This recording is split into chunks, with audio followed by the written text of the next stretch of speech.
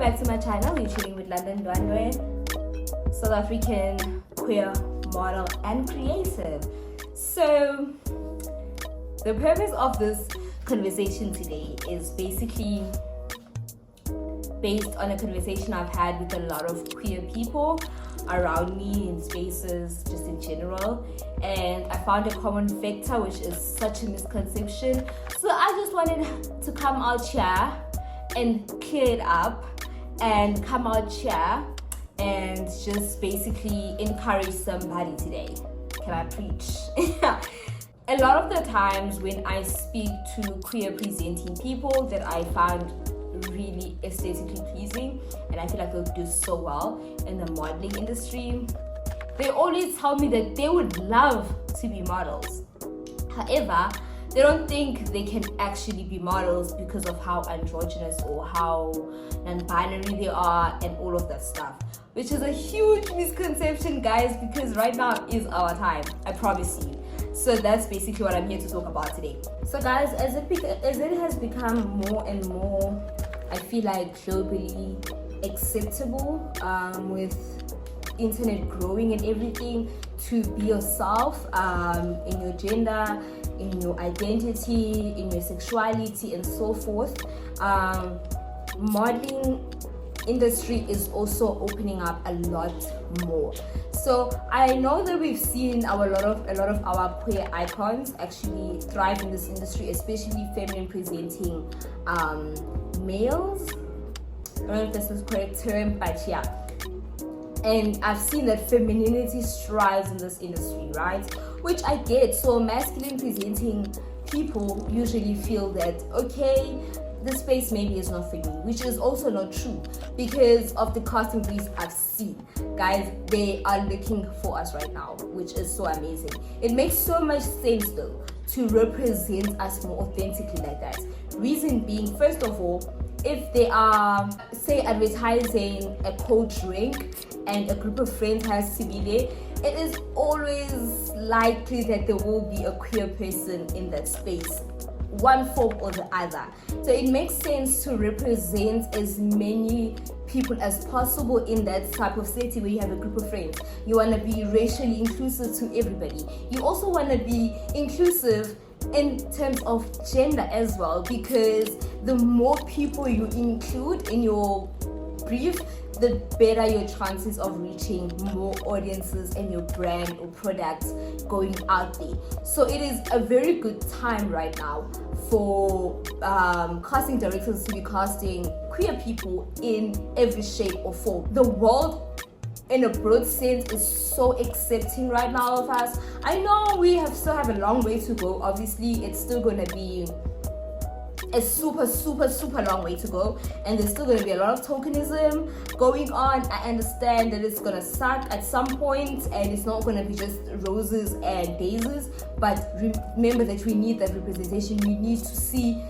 you who looks exactly like my friend, who identifies exactly like my uncle and things like that. You understand? So if you've got that and you've got the aesthetic, you've got the package, you got the talent as well, this is the time for you to actually just go out there and put yourself out there, because I promise you there's a need for you.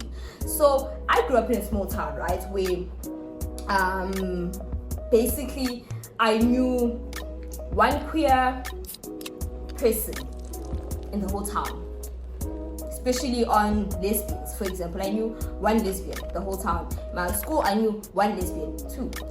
But yeah, there was not a lot of lesbians that I could see and be like, oh, I identify with them. And there was also not any of them in my media. There were none of them in my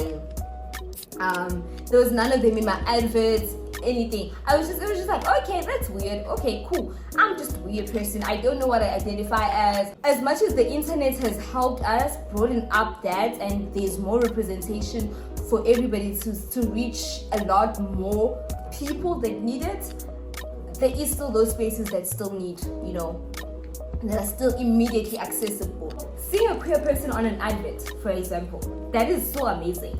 And with what I have seen, or with my theory, is that the more queer people are exposed to the world, the more accepting the world is becoming.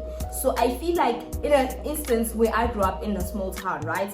I feel like if the advert while we were watching Generations had someone that was like me, I feel like it would have been a lot easier and faster and quicker for my family, for example, my sisters, to be clued up or to be more accepting of me. The reason why I say that is because the more we get destigmatized, we get normalized in people's faces, the more they see authentic personalities, they see there's nothing wrong with us, and we're just amazing people at the end of the day. We're still their children, we're still their friends, and we're still as amazing as ever.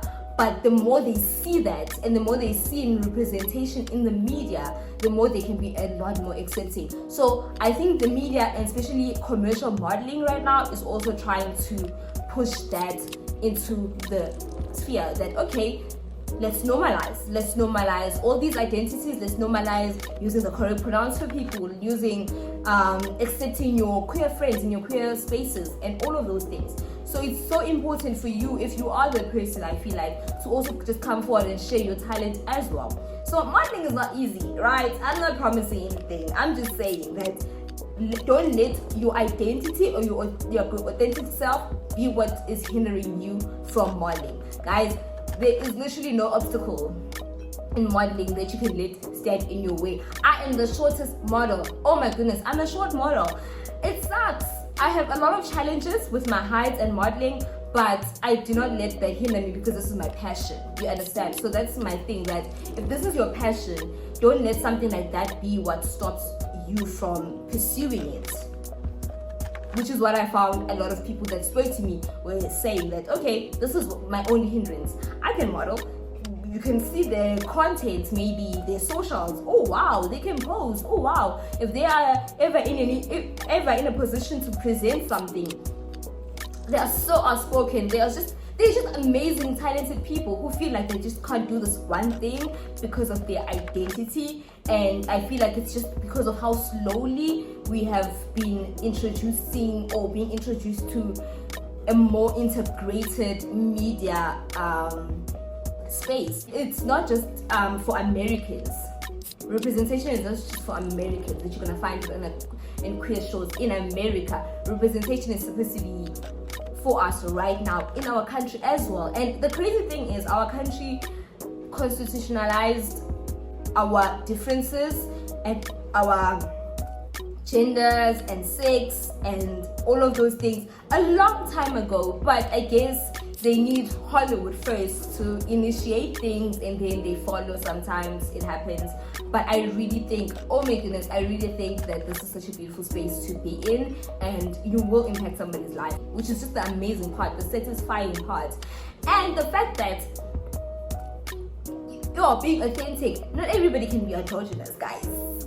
Trust me. So imagine you are androgynous and you are in the space and there's nobody like you. With the increasing demand of these bodies to be showcased, I think you will actually get your shot and you can be actually yourself. So yeah, guys, this was basically a long video of me just begging y'all to actually just enter this industry if you're queer, because I want to see that, especially because of how excited I get when I see my queer icons flourishing, when I see my queer icons being celebrated, especially the models. And I just get so excited, I get so happy, and I know that everybody else does as well. Yeah, that was just my whole thing for the day. Thank you so much for hanging out with me. I am London Dwandwe. Please don't forget to subscribe.